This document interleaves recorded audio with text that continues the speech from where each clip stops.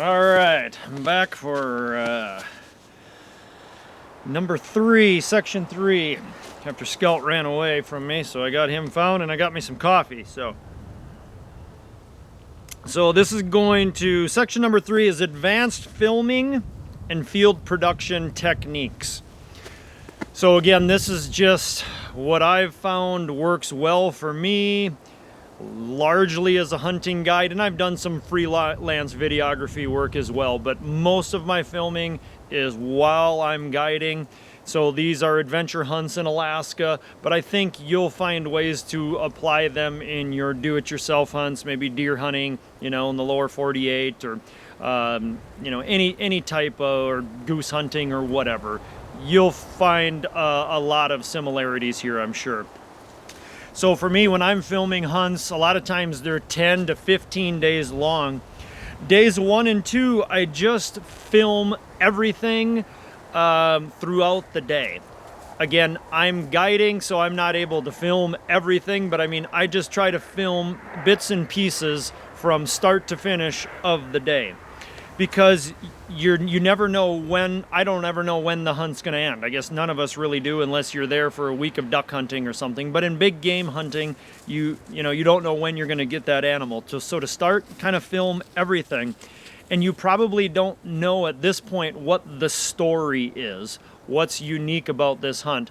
Obviously, if you go to some new destination, if you're from the south and you go to Alaska or you go elk hunting in Colorado, that's obviously a very much new experience for you, so that there's a lot of things that you're going to really highlight. For me, when I go to Alaska, or for someone who hunts elk every year or turkeys every year, a lot of the facets of those hunts are going to be the same, so you need to find the story, what's unique about that hunt. Obviously, you never want to try to stray from those classic experiences about a particular hunt, but you always want to try to find what's unique about a particular hunt. So after day 2, usually at some point there you can identify a story or 2 or 3 potential stories.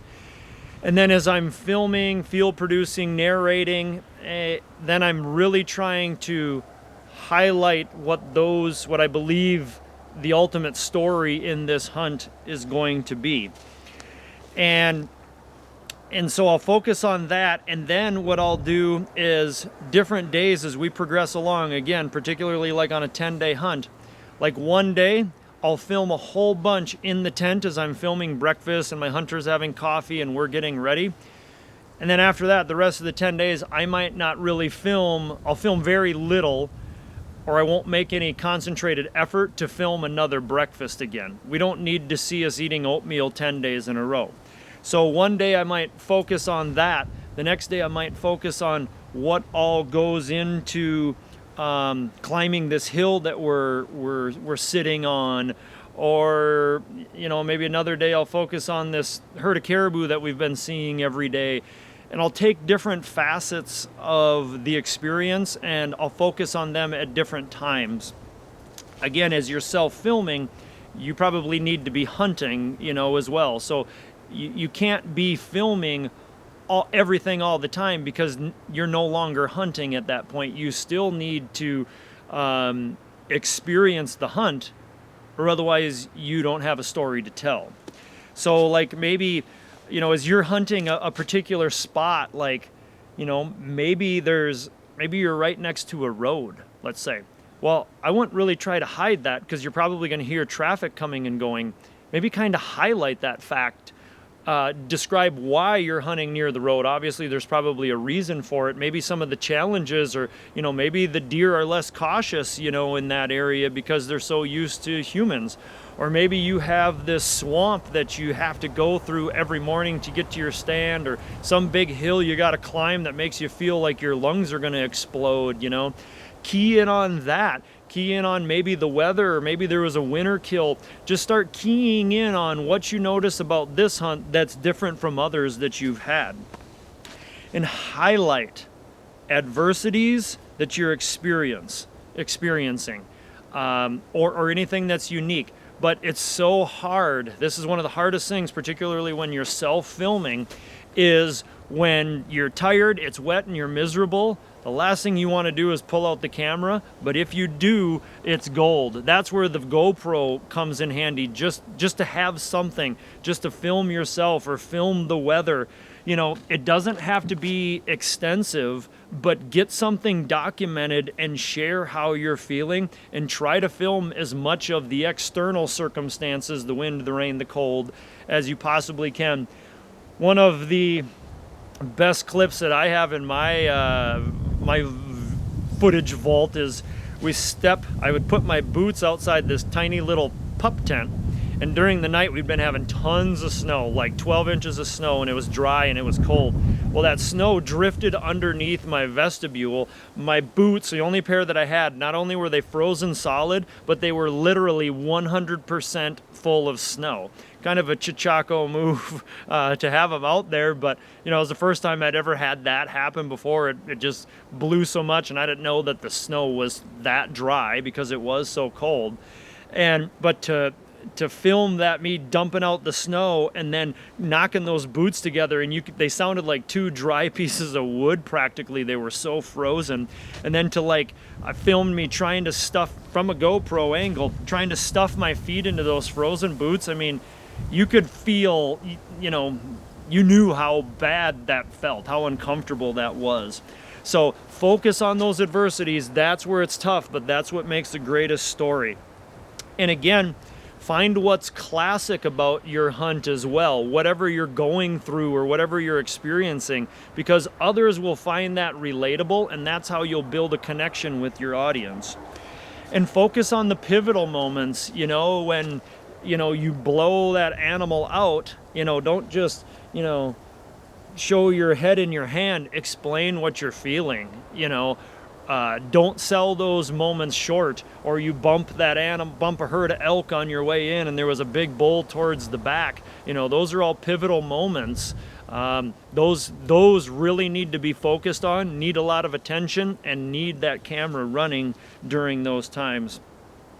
Obviously, you know, a lot of stuff is just real basic. Animal sightings, you're going to film all those. Again, a storm, or maybe you cut fresh bear tracks on your way into your stand. You know, there's an element of danger there, of questioning, you know, especially a sow and a cub or something like that. You know, there's any number of things that could happen. You know, maybe you're lost for a second, you know, but you're confident that you know where you are. Don't be afraid to throw that in there. You know, it's like, I'm not exactly sure where I am. Again, other hunters, they're going to appreciate your vulnerability. They're going to find that relatable because they've been there too. And maybe this is something that I mean, everybody struggles with in any profession, in any realm of life, and that is to be unique. Be you and find your style. And I mean, that's been a big one for me. You know, as I mentioned in one of the previous videos here in this series, you know, I don't have a cameraman. I don't have any lighting props. I have very basic equipment. I never went to school for editing, didn't go to school for cinematography. I don't even know the difference between filming and cinematography. I don't know what the difference is. Maybe there isn't a difference. But so what I tried to do in my earlier videos, because I didn't know any better, and everybody's got to start somewhere, is I basically copied what I had seen others do. But that just made me a knockoff. Once I got enough confidence, I'm like, all right, I can't compete with these guys that have big budgets and sponsors and camera crews and you know, graphic artists and editors, and they have a whole staff putting their videos together. I can't afford that. I can't compete with that, which, by the way, I don't do any editing, so I hire all my editing done to freelance editors. So I figured, all right, rather than try to be a knockoff of everybody else, blaze my own trail, be original. What do I have that nobody else has? What I have is I get to go on some pretty stellar hunts. Alaska hunting footage. You know, the average producer would just kill to go on one Alaska hunting trip a year, you know.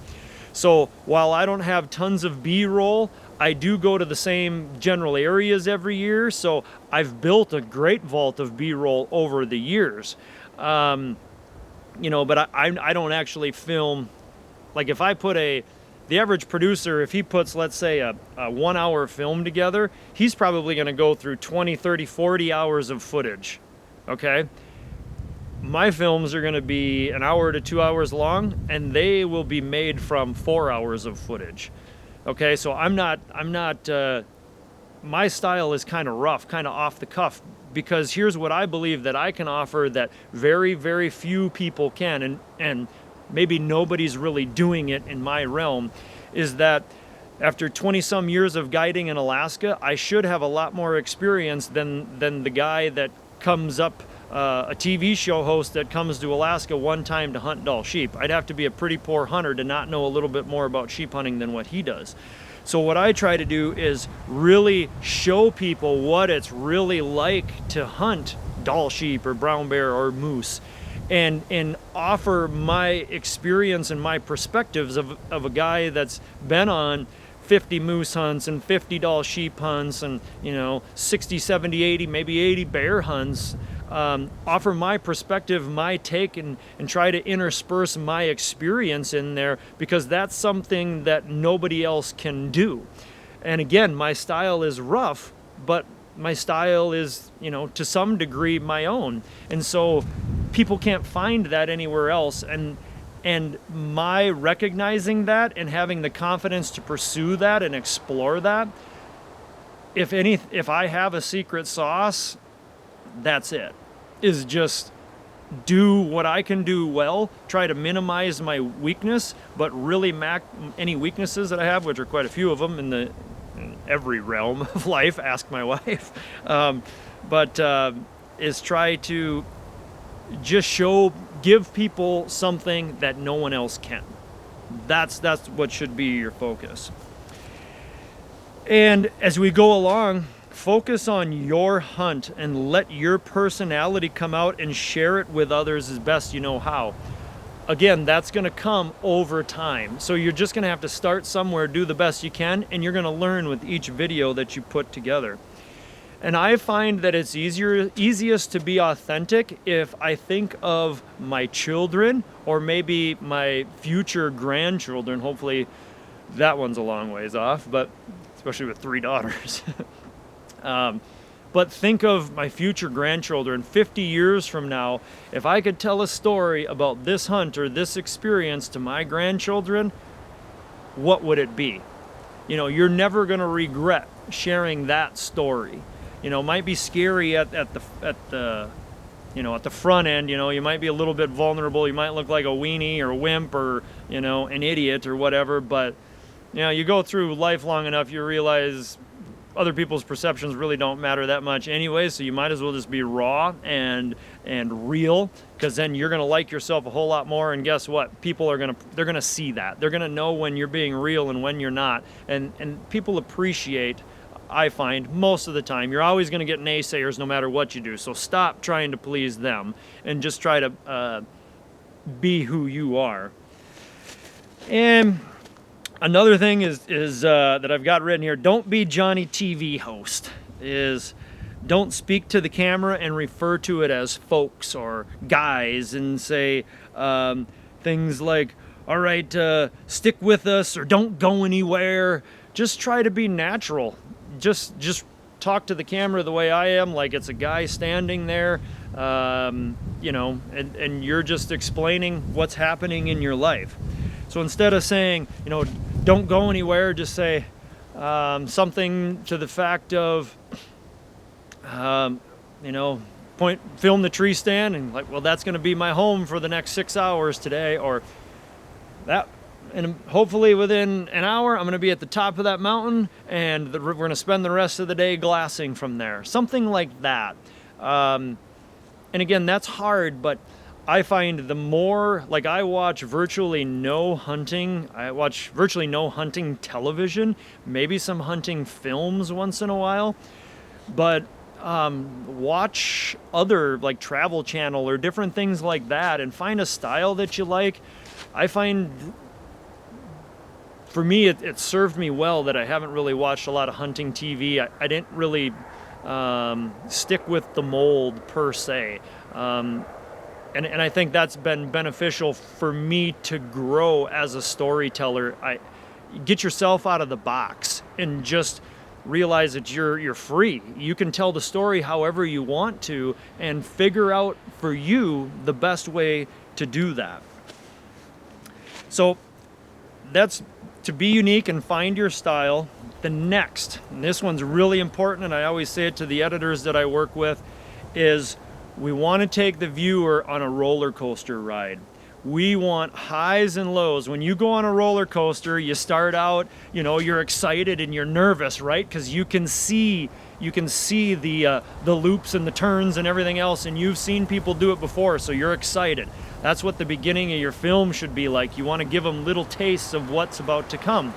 And so you build that energy up, and then pretty soon you climb up the big ramp, right? That's where your character development takes place. You set the stage, you know what the weather's like, the conditions are like, and you're anticipating, something good's gonna happen. And then you get to that climax, and then you go down, and it takes your breath away, and then you hit turns, and then you do loops. And as you're doing that, you're going up and down, and that's what you want your hunt to be like, or your story, is you want high peaks, mountain experiences, and then you want low, wide valleys. And then you want to flip and do a turn, and then you want to slow down a little bit, and then you kind of catch your breath, and then boom, you whip into another scenario. And then when you come out of it, and whoosh, all of a sudden you slow down, and you're just like, oh. That's what you want to do with your film. You want to take people with a roller coaster on a roller coaster ride. So bundle clips and experiences together. So you don't want to go like one clip exciting, one clip dramatic. One clip happy, one clip sad. You want a series of sad or dejected, frustrated. Maybe you missed a shot. Maybe the animal got away or whatever. Put those together and batch them together, and so the viewer can really feel it, and then kind of build it back up, like, oh, I just saw him again, and take that viewer on a roller coaster ride of emotions, which is what a good hunt is going to be anyways. And so you want to exemplify that. You want to bring that out in your productions. In field producing, oftentimes less is more. I find it's better to film less and hunt more. And I've said this on the last segment, part 2, was you still have to hunt when you're self-filming. You've got to hunt first and then film, because if you're so focused on filming, you're going to miss out on a lot of things, particularly the things that are unique to that hunt that you may never see again. Like I talked earlier of how, you're going to film the tree blowing in the wind in the grass, right? Well, that's kind of a given. But is there anything, like right here, I've got a buck rub on a pine tree. You see those all the time, but that's something you probably don't want to miss. And, I might try to think of an example of something that I really would pay attention to today. In this particular spot, I've got an old fence line here, and there's an old gate laying down in the weeds, and you can tell that it's a fence gate, so it's not a steel gate. It's just some fence with some sticks in it. This is my dad's old land. I bought it from him a few years ago. And my dad's pretty hardcore. He doesn't spend money on anything, so he built it himself. But this gate is laying in the weeds, and the weeds are growing over the gate. So you can tell that gate hasn't been moved in a long, long time. That'd be something that, you got to be paying attention to notice and appreciate. So go on that hunt, so hunt first, and over time, you'll automatically start noticing things from a hunter's perspective and a video producer's perspective. So many times I've seen something and I'm sitting there, look at that, and I'm watching it through my camera or through my binoculars. Maybe I put my spotting scope up, and then I'm like, Why didn't I film that? You will get caught up in just experiencing something from time to time. Don't beat yourself up about that, because like I said, if you're not hunting first, you're not going to be growing as a hunter. And if you're telling a story about hunting, you have to really have an experience as a hunter to share. I don't care how good of a storyteller you are. If you could take Steven Spielberg and he comes in to do a hunting video, he's not going to know how to do it because he doesn't know, doesn't understand the hunting experience. So savor the hunt. And again, describe what's new and unique. And also something that I find really powerful and effective is to focus on what brings something that you have happen that brings you back to hunts of old. Again, if you have an experience like that where, something that really moved you, maybe somebody who took you hunting, let's say, or, when you shot your first buck, this is the stand where I shot my first buck. Share that, because your viewer will relate to that, and try to put yourself back into that moment and give a little 1 or 2 minute little narrative about that experience, and let them see the smile on your face as you recollect that. And tell your stories. Again, just like if you don't find your style, if your style is like everybody else's it's not going to be interesting. Same thing with your story is, don't try to copy anybody else's story. In whitetail hunting, that's why I've never done anything in whitetail hunting, because I want to just go out whitetail hunt and enjoy it for myself. I'm going to start filming my kids a little bit, but I mean, so many whitetails, I love hunting them, but they're so popular. And there's so many of them, and so many people are able to hunt them, and to do a film about them that's truly unique, that is very, very challenging. So my hat's off to the guys that do a good job at it. So if that's what you're doing, you're probably really going to have to dig deep. And I'm not saying that it can't be done, because it most certainly can be. But just there again, I think the less you watch of other people's whitetail hunters stuff, probably the better chance you're going to have to really find a unique insight or angle or experience while hunting whitetail deer. And I look at, like, if you tell your story or you try to find your style, I use this analogy all the time, is who are the music artists that are timeless? Who are the ones that are remembered? You have artists like the Beatles, Elvis, the Rolling Stones, Leonard Skinner, Garth Brooks, George Strait, maybe from another genre, AC/DC, Guns N' Roses. Man, it brings me back to the 80s. Whitesnake, White Lion. Those were, trying to think something back to my Scorpions. I liked the Scorpions. REO Speedwagon. Some of those are maybe kind of just some of my more personal favorites, but Aerosmith. They were all unique, like a Lady Gaga. Oh my gosh, she's half crazy, But they had their own style. They were a knockoff of nobody. Those are the ones that you remember. There's probably, when AC/DC and a lot of those guys first started, there's probably some people really raised an eyebrow, thought, man, these people, this ain't gonna work. But look at what they did, So find a unique style. And again, be real, be honest, and your video will automatically be original, and it will automatically be interesting, at least to some people. And somebody, the more honest you can become and raw and authentic, the more you're gonna be able to inspire people, which for me, that's kind of the ultimate goal with the film. If you can inspire people, whether it's to just make them happy, but to try different things or whatever, to move and influence people, at least in some positively. That's the ultimate goal and objective of a film producer. when I look back at the best films that I believe that I've made, those were either the ones that I was least comfortable while producing it. Usually by the time that I put it out, I was like excited about it, or I felt proud of it. You know, I didn't necessarily know how the review was going to be. And also some of my best films were ones where I really focused on the people that I was with. That's another thing that I've found, that as a self-filming and producing these films, is I'm the mainstay in every one of these videos, which is fine. You know, people get to know me, and I like that. I mean, I love to try to share my experience with the viewers, but that's, you know, the same. I can't be different, right? So by highlighting the people that I'm with and what makes one hunt unique from another, largely my clients or packers or outfitters or pilots, the more I focus on them, the better my videos become, because that's something totally new.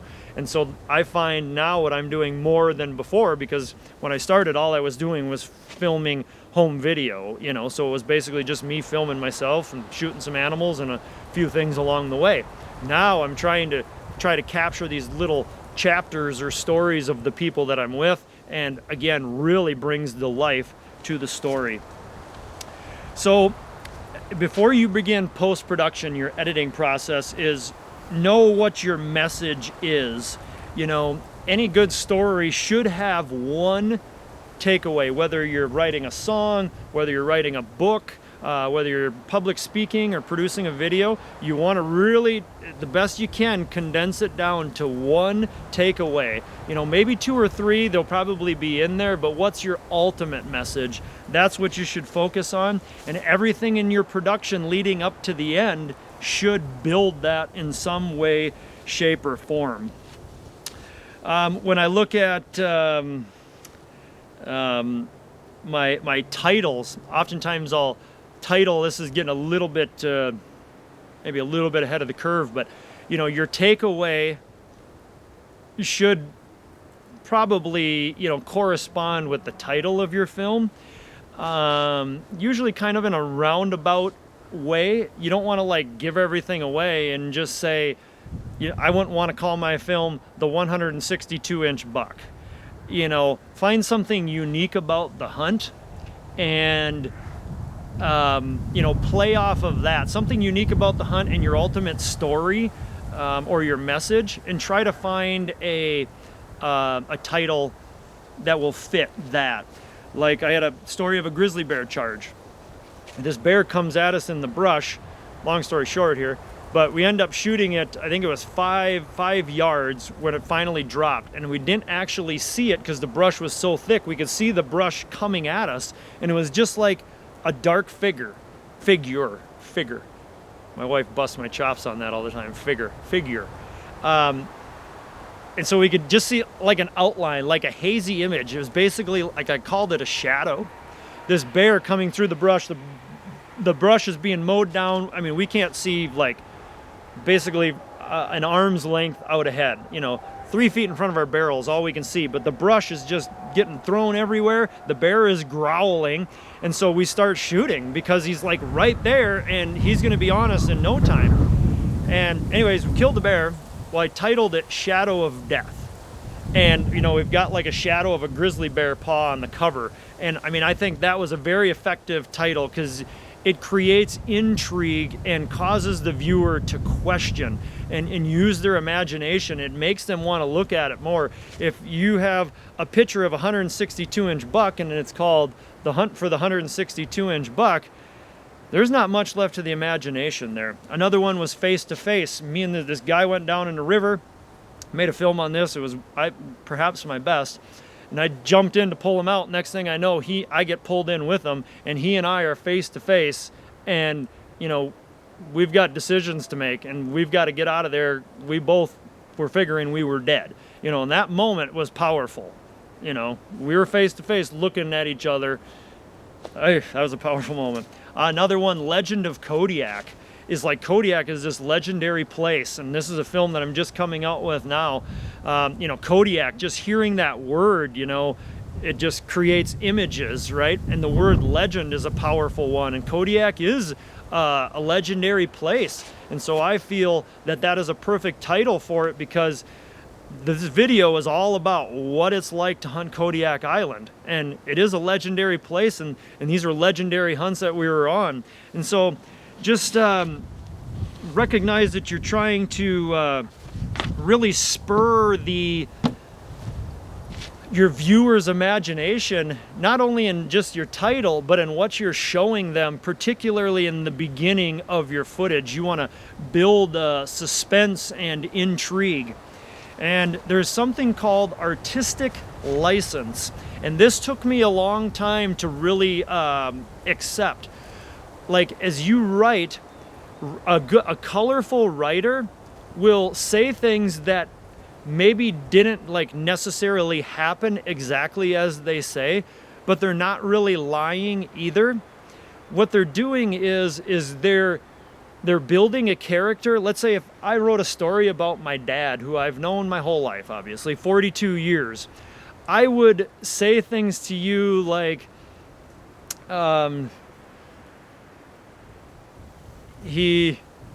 every time we get together, he has a glass of Crown Royal, 4 fingers of Crown Royal on the rocks, and he tells me about, tells me some mundane farming story, or something about the neighbor down the road, let's say. Well, not every time do we get together does he have 4 fingers of Crown Royal, and not every time does he have,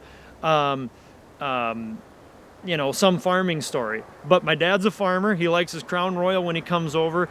And so I want to try to condense the viewer's experience or understanding of a character or an experience. And so you kind of like you stretch the truth. You basically just tell a colorful story. Just like any storyteller, he's gonna grab your attention, and you kind of wonder if it's half true. You kind of figure it's mostly true, and some of it you don't know where the rest fits in. It's kind of hard to describe, but as you go along, you'll discover what I'm saying. You'll want to say something, but you'll wonder if that's untrue. That's probably you're exercising artistic license. If you don't do that to some degree, your production will be boring, it'll be unenjoyable, unimaginative, and definitely not funny. So particularly when I find I use it a lot when I'm using humor. When I'm trying to tell a joke and really share someone else's personality. For example, I'll end with this one. Sorry if I'm beating a dead horse, but this is important. I wrote a chapter in my book, it's called The Boys from Carolina. We shoot this big bear, and then the outfitter I was guiding for, Dennis Harms, he took the boys fishing. I call them the boys. They were like my age, but they were young for you know, guiding bear hunts on Kodiak. And so he took them fishing the day after we killed the bear, and I stayed back at camp and fleshed the hide. Well, in the book, I described him as he woke the boys up and drug them out of their tents and threw a bag of candy bars at them and told them, hey, eat this as we go. You know, we're going fishing, because the old outfitter, he loved to fish and he didn't want to waste any time. And so it was like, that's, you know, he didn't literally drag them out of their cot, but that's kind of how to make this story interesting and to get a feel for who Dennis is and how much he loves fishing. You can't just say, well, Dennis really loved fishing, so he was kind of impatient with the guys, and, you know, he wanted to throw to breakfast together rather quickly before they went into the Zodiac and motored down the lake to go catch steelhead. That's just not very interesting. I'm not saying that the way I told the story was necessarily that great, but you'll discover that over time as you grow, improve, and work at storytelling. So again, hope that helped. Next up, we've got post-production overview and preparation of putting your film together. So any questions on this section, which, let me remind myself what I called it. I called this Advanced Filming and Field Production Techniques. Any questions on that, let me know. Happy to help you out however I can. Again, any more ideas on other films or things that you'd be interested in me sharing, be sure to let me know. And please do subscribe.